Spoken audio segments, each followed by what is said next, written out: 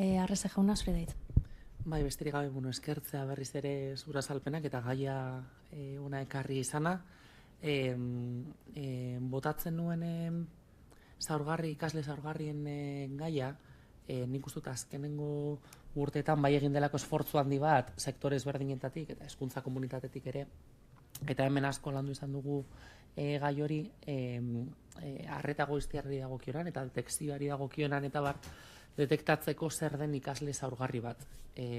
Baina uste dut oraindik ere zuk aipatu duzun bezala ez dagola definizio zabal hortan kontemplatua zuk aipatu duzun bezala gaitasun handiko ikasleak izan daitezkela toki guztietakoak, maila sozioekonomiko guztietakoak eta edozeini tokadakiola edo gertadakiokela hori.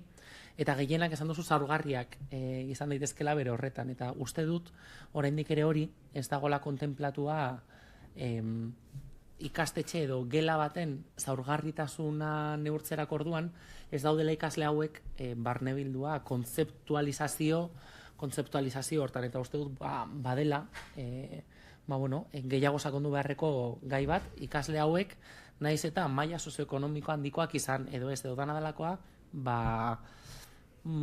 zaurgarriak ere izan daitezkelako. Kasu batzuetan ez dira izango, baina askotan aipatu duzun bezala ziurrenik bai.